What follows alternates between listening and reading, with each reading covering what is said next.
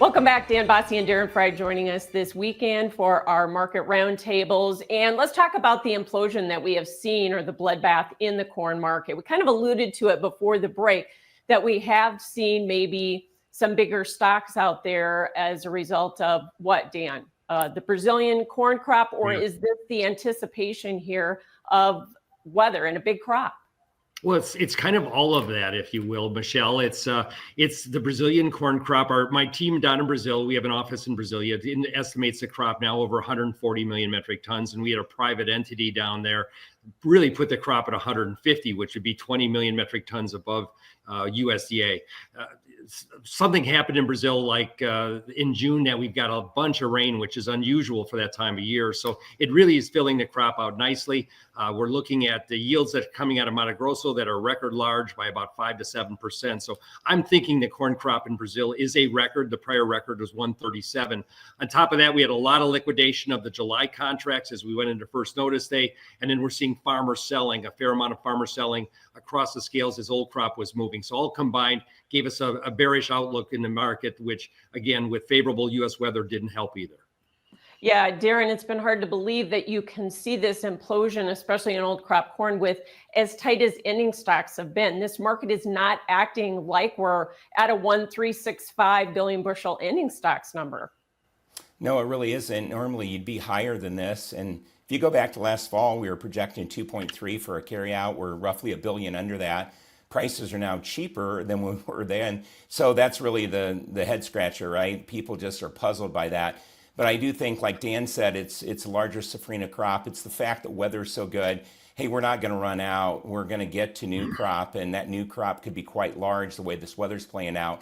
And so it's just too many bearish factors, as well as the funds are building a nice short position here in corn, and they can sell more. So that has been the direction of the momentum, and the momentum is down, and it's going to continue to be down until we see a catalyst. And I don't know what that would be, maybe weather or something unforeseen right now, but we need a rally to sell for sure.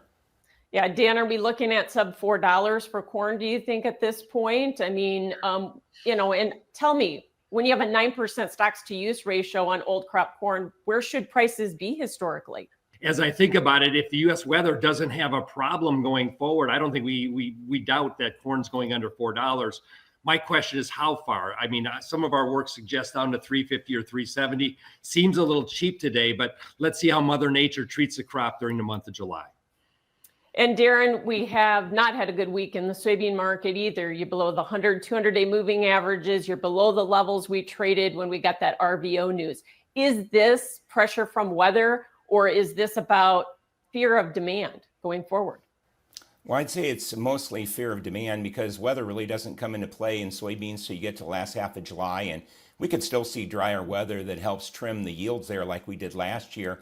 But when you look at it, wheat has kind of imploded off the highs, corn has.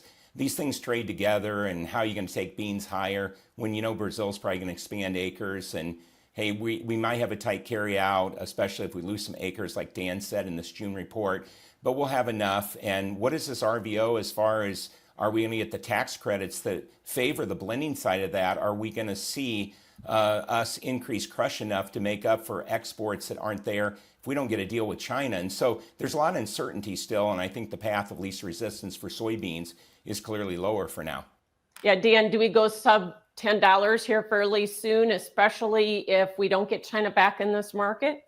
I'm afraid we do. China, to me, in my work, is the biggest factor affecting the soybean market. If we can't get them to the table and make progress on a new trade deal here by, let's say, the end of July, we're going to miss that window for having China as a significant buyer in the U.S. market. So to me, let's get China done. If China doesn't come forward, my export estimate in soybeans isn't at 1.8, it's 1.5. That's 300 million bushels. That would get added to end stocks, and it's a much different soybean market. All right. Thanks so much to both of you, Dan Basse and Darren Frye. Appreciate your analysis. And we'll have more U.S. Farm Report coming up.